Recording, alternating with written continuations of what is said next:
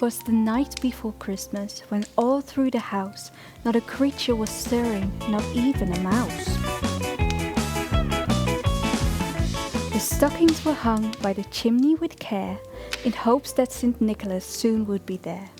The children were nestled all snug in their beds, while visions of sugar plums danced in their heads.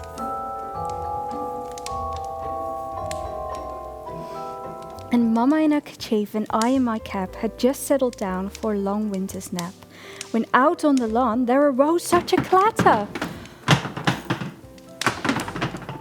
I sprang from the bed to see what was the matter. Away to the window I flew like a flash, tore open the shutters and threw up the sash. The moon on the breast of the new-fallen snow gave the lustre of midday to objects below. When what to my wondering I should appear, but a miniature sleigh and 8 tiny reindeer. With a little old driver so lively and quick, I knew in a moment it must be Saint Nick. More rapid than eagles, his coursers they came, and he whistled and shouted and called them by name. Now Dasher, now Dancer, now Prancer and Vixen, on Comet, on Cupid, on Donner and Blitzen. To the top of the porch, to the top of the wall, now dash away, dash away, dash away all. As dry leaves that before the wild hurricane fly, when they meet with an obstacle mount to the sky.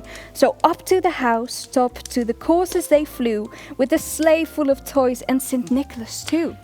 And then, in a twinkling, I heard on the roof the prancing and pawing of each little hoof. As I drew in my hand and was turning around, down the chimney St. Nicholas came with a bound. He was dressed all in fur from his head to his foot, and his clothes were all tarnished with ashes and soot. A bundle of toys he had flung on his back, and he looked like a peddler just opening his pack. His eyes, how they twinkled, his dimples, how merry. His cheeks were like roses, his nose like a cherry. His droll little mouth was drawn up like a bow, and the beard of his chin was as white as the snow. The stump of a pipe he held tight in his teeth, and the smoke it encircled his head like a wreath. He had a broad face and a little round belly that shook when he laughed like a bowl full of jelly.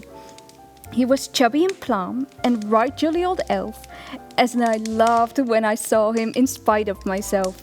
A wink of his eye and a twist of his head soon gave me to know I had nothing to dread.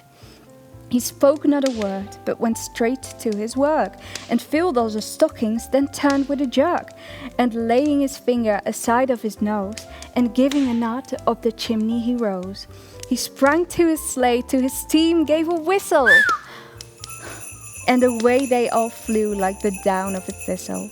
But I heard him exclaim, ere he drove out of sight, "Happy Christmas to all, and all a good night."